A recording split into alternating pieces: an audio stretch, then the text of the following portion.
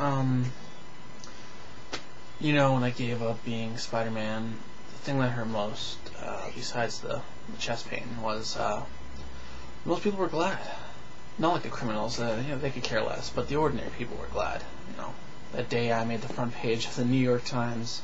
Headline was, "Good riddance." When I started going in schools, giving talks about cancer, most people assumed it was because I was bitten by a radioactive spider, which gave me my superpowers, Especially the no-nuke people. They really wanted me to have cancer from being bitten by a radioactive spider. Actually, it was the cigarettes, You'd be hiding out in an alley, scrunched up behind a dumpster, trying to be inconspicuous in your bright red overalls, waiting for Electro to show up and rob the bank across the street. And you get really tense, So it's good to have a smoke. Relax. And then Electro shows up, so you snuff out your cig, toss the butt in the dumpster, and you go kick his ass. Next thing you know, you're in an alley waiting for Juggernaut and the Rhino to rob the bank across the street, and Captain America hasn't shown up yet to help you out, and you're going to have to take on these two huge fuckers at once. So you have another smoke, and the next thing you know, you're chain smoking 2 or 3 packs of Lucky Strikes just at one job. I'll never forget this time. I got the human flamethrower in a jewelry store, and I came crashing through the front window, and I said, "Human flamethrower, you're coming with me." And whipped around and said, "Oh no, Spider-Man." I love it when they say that. "Oh no, Spider-Man." And he was about to blast me when I just started coughing like you wouldn't believe. I was doubled over in one of those display cases, coughing and hacking up this brown spittle crap, and the human flamethrower had to run over and help me out to his car so his henchman could run me to the hospital while he finished up the jewelry store. God, that was embarrassing. Oh, man. Do you remember the Flash? Yeah, now that was embarrassing. Now this guy is fast. I don't know what kind of steroids he's on, but this guy is fast. So it makes sense that they call him the Flash. But that's not really how he got his name.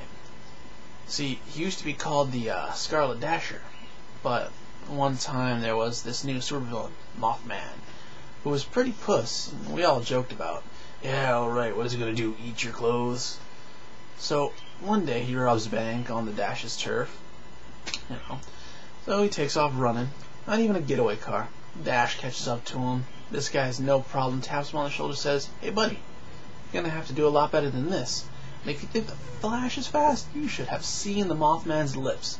Next thing you know, the Scarlet Dasher is standing there, stark naked, watching Mothman run away with a mouthful of red fabric. So we joke a lot, calling him the Blue Streak and the Scarlet Flasher. So it sort of stuck. So one time me, the Flash, and Iron Man, and this guy we called Psycho Kid, because this guy was a fucking wacko. I mean, this Psycho Kid was always decked out in little Rambo, right? Here's the guy, maybe 500-600 pounds soaking wet, and he's got a pair of Uzis on his hip holsters and ammo belts everywhere. He never used them, but he thought they looked cool. So the 4 of us are taking a smoke break in the alley, waiting for the Inhuman Destructor to come trashing this hospital across the street. And the Flash broke out some pot, and we were passing it around, talking about who scares you the most. And I had to say the multi-man, because this guy had 8 bodies, and they were all over you when you're fighting him. And also because one time he nearly bit off one of my testicles. Yeah, and he said, "Iron Man, who scares you the most?" He said, "Death." And he said, "Oh." And across the street we see this asshole park in a handicap spot, and we thought, let's give this guy a scare. So we go marching over there, the 4 of us, and Iron Man in his Sherman tank costume. I mean, talk about overkill. And the Psycho Kid is taking out his Uzis and giggling and saying, "This is going to be like the U.S. Marines." And we get over there, and this guy, and we're all standing around him, and the Flash is scraping his paint job with a car key, and I said, "Excuse me, sir, this is a handicapped spot." And the kid giggles and sticks the gun right in the guy's face. And this little guy looks at me and he says, This is really thick Hispanic accent. "You guys think you're so fucking tough, but this is my car, and you don't fuck with me, and you don't fuck with my car." And I thought, I took on Doc Ock, and the Vulture single-handed. And this asshole's so stupid to not be afraid of us. You guys think you're so fucking tough? Well, this is my car and you're not going to fuck with my car. And then he hits me with a crowbar. Yeah. And the next thing I knew, there was an explosion of gunfire, and I guess the kid freaked out and blew this guy away at 200 rounds per minute. And so there was all this little Hispanic guy's body splattered against that wall at the other side of the parking lot. The Flash was dead, and I was okay, but I was already lying on the ground bleeding.